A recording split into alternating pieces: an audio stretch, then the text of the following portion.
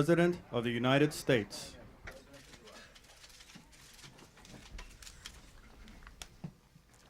During the past few days, elements of the Chinese army have been brutally suppressing popular and peaceful demonstrations in China.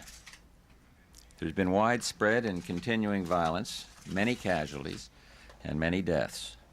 And we deplore the decision to use force, and I now call on the Chinese leadership publicly, as I have in private channels, to avoid violence and to return to their previous policy of restraint. The demonstrators in Tiananmen Square were advocating basic human rights, including the freedom of expression, freedom of the press, freedom of association. These are goals we support around the world.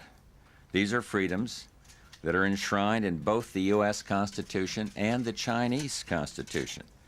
Throughout the world, we stand with those who seek greater freedom and democracy.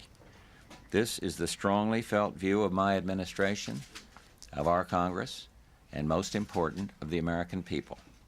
In recent weeks, we've urged mutual restraint, nonviolence, and dialogue. Instead, there has been a violent and bloody attack on the demonstrators. The United States cannot condone the violent attacks and cannot ignore the consequences for our relationship with China, which has been built on a foundation of broad support by the American people.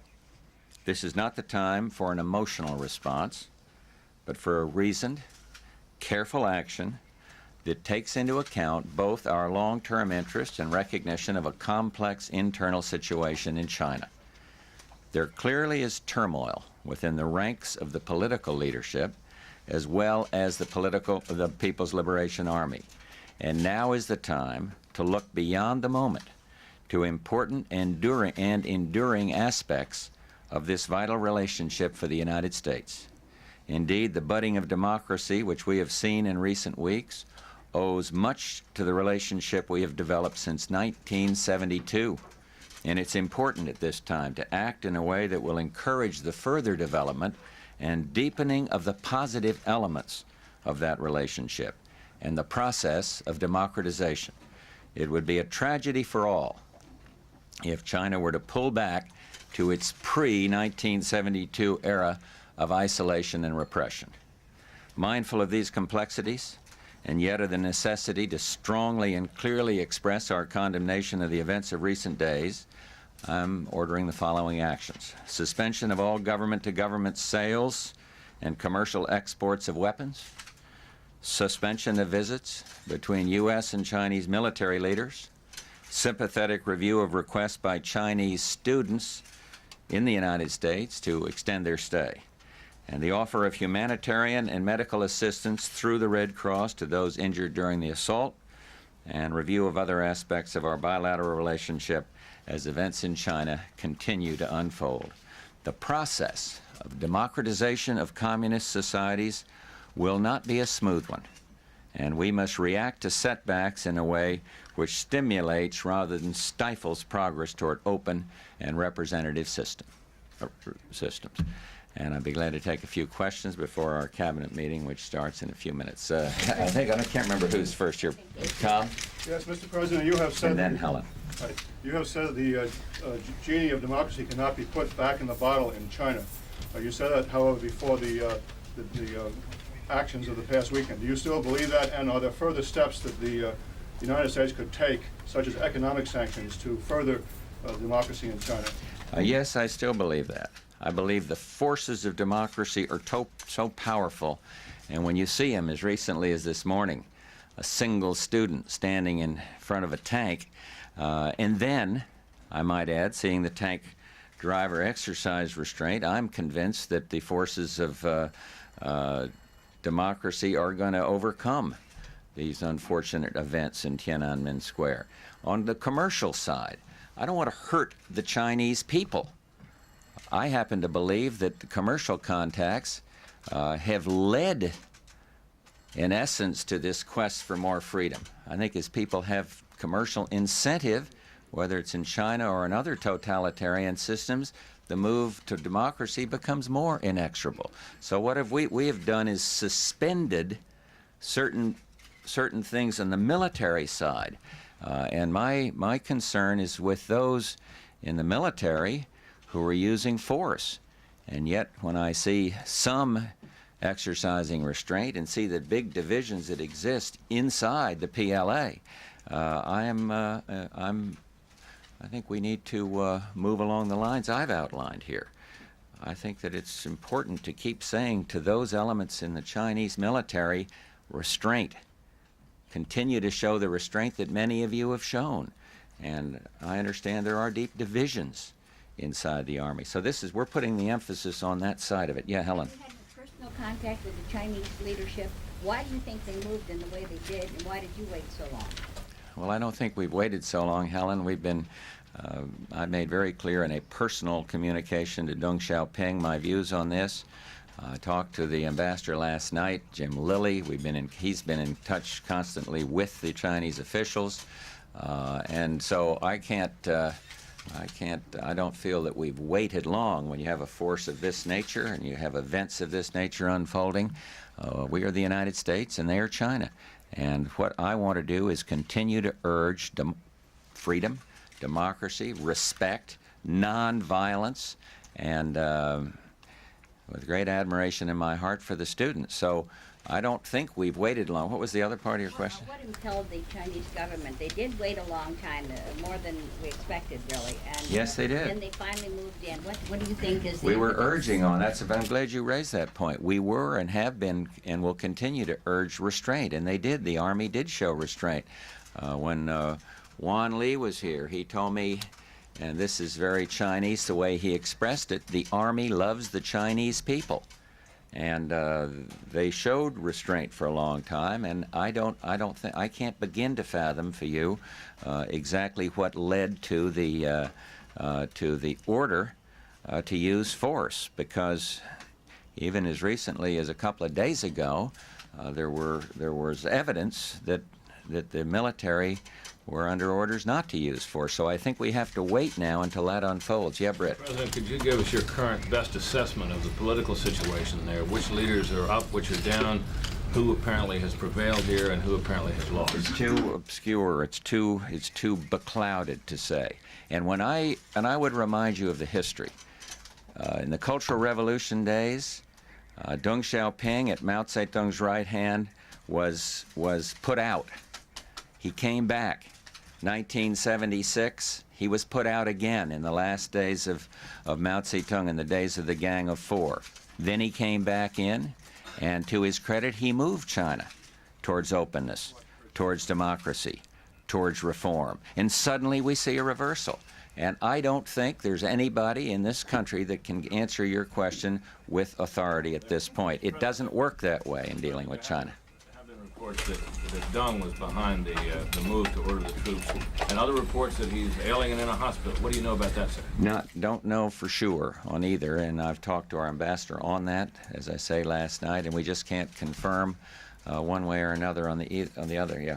Mr. President, you spoke of the need for the U.S. to maintain relations with China, but given the brutality of the attacks over the last couple of days, Can the U.S. ever return to business as usual with the current regime?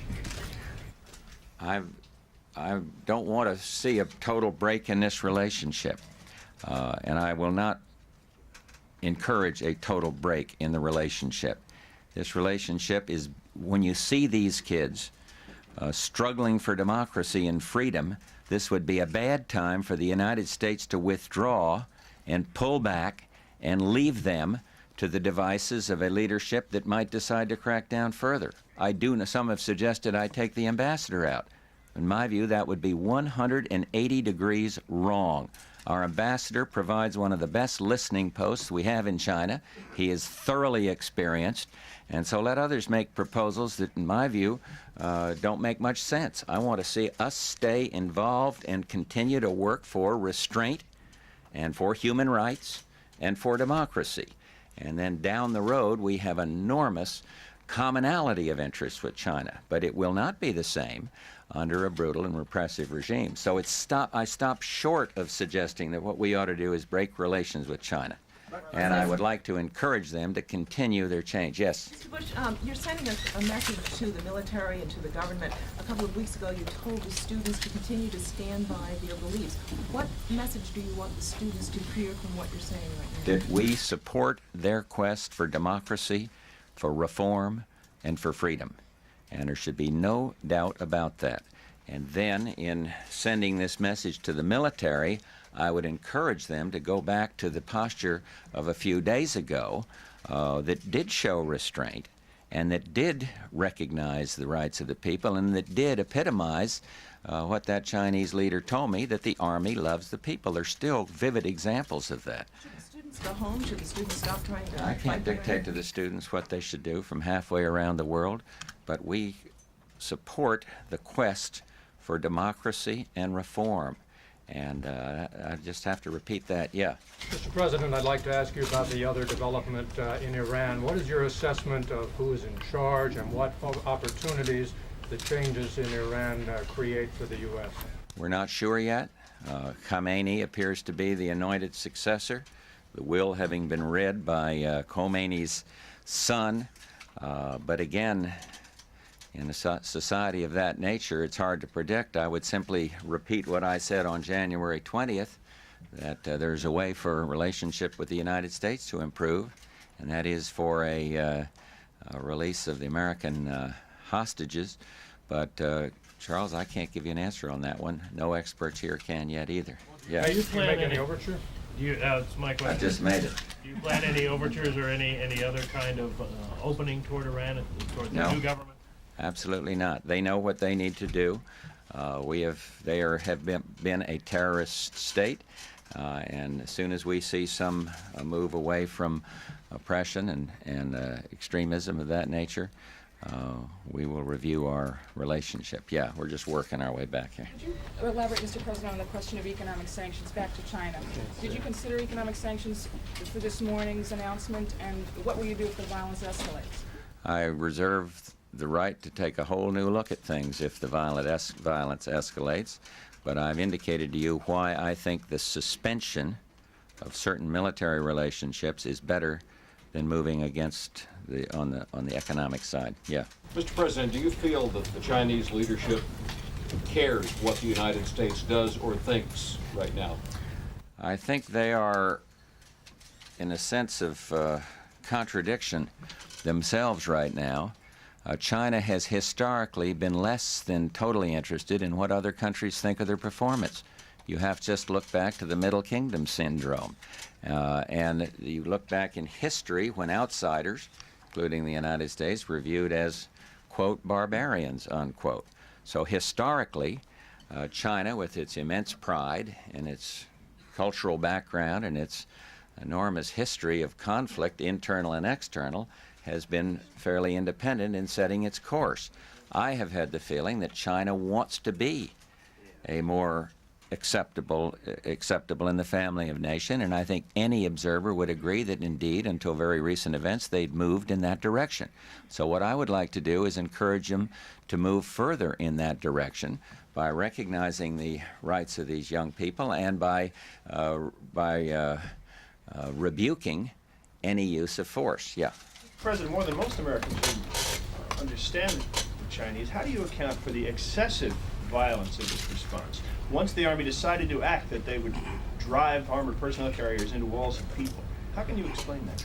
I really can't. It is very hard to explain because there was that restraint that was properly being showed for a while on the part of the military, challenged to come in and restore what I'm sure they'd been told order to a situation which I expect they had been told was anarchaic. And so I can't explain it. I can't explain it unless there was under orders, and then you get into the argument about, well, what orders do you follow? And so I condemn it. I don't try to explain it. Yeah, I'm working away across that. Oh, excuse me. Well, let me take these next 2 rows, and then I'll go peacefully.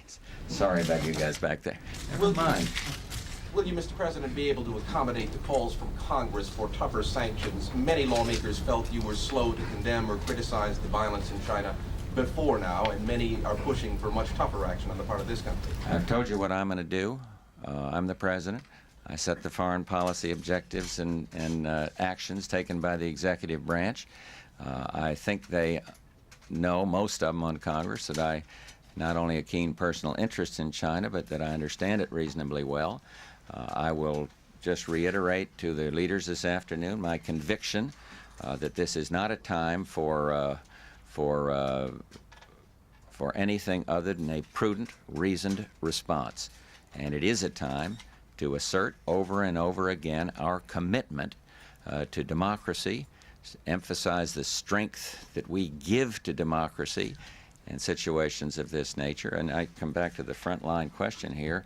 I do think this change is inexorable. It may go a couple of steps forward and then take a step back, but it is on the move. The genie will not be put back in the bottle, and so I am trying to take steps that will encourage a peaceful change, and yet recognize the fact that China does have great pride in its own history, and my recommendations are based on my knowledge of Chinese history. So I would argue with those who want to do something more flamboyant, because I happen to feel that this relationship is vital to the United States of America, and so is our adherence to democracy and our encouragement for those who are willing to hold high the banner of democracy. So we found, I think, a prudent path here. Yeah.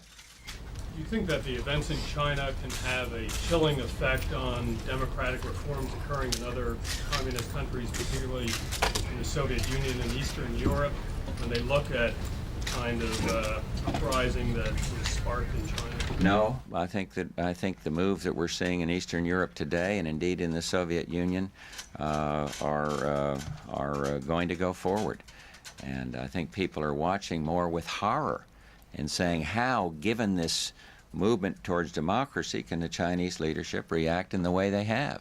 And so I think this may be a sign to others around the world that people are heroic when it comes to their commitment to democratic change. And I would just urge the Chinese leaders to recognize that. Last row here, we're going across, and that's it. Yeah, Dave. Mr. President, there are reports that the Chinese military is badly divided, and that for this crackdown, the authorities brought in some troops from the Tibet conflict. If that's the case, how does suspending these military relationships encourage any kind of change? I mean, could you explain what the point of doing that is? I already did, David. You missed it. I explained it because I want to keep it on the military side. This I've expressed here rhetorically, the indignation we feel. I've recognized the history of China moving into its own Middle Kingdom syndrome, as it's done in various times in its past, and I want to encourage the things that have helped the Chinese people. And I think now the suspension is going to send a strong signal. I'm not saying it's going to cure the short-range problem in China. I'm not sure any outside country can cure the short-range, the today in Tiananmen Square problem. But I think it is very important that the Chinese leaders know it's not going to be business as usual, and I think it's important that the Army know that we want to see restraint, and this is the best way to signal that. Any others in there? Yeah. But you fear conflict. You talked about the divisions within the Chinese Army. Do you or your advisors fear that there could actually be a civil conflict between Army commanders? Well, I don't want to speculate on that, but there are differences clearly within the Army in terms of use of force. Otherwise, they wouldn't be doing what David Hoffman properly pointed out is happening, units coming in from outside. It is not, incidentally, just in Tiananmen Square that the Chinese, that this problem exists. It is in Shanghai, it's in Chengdu today, it's in Guangzhou, I'm told, in a much smaller scale. But they brought the troops in from outside because the Beijing troops apparently demonstrated a great sensitivity to the cause of the young people, and were disciplined though they were, they opted for the side of democracy and change in the young people. So those others came in, but I certainly don't want to speculate on something that I can't reach that conclusion, put it that way. There were some news reports that some of the soldier units had burned their own trucks.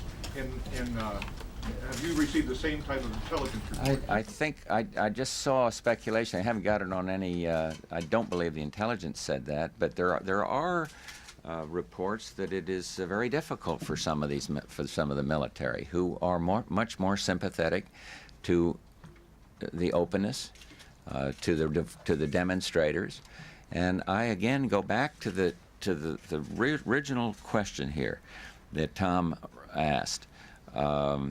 I think with the change that's taken place so far, we're beyond kind of a cultural revolution response. I think the depth of the feeling towards democracy is so great that you can't put the genie back in the bottle and return to total repression. And I think what we're seeing is a manifestation of that in the divisions within the PLA.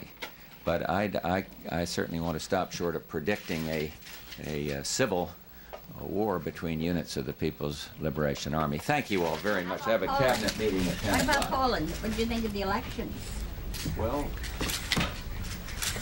I think they were very interesting. We haven't seen the final results, but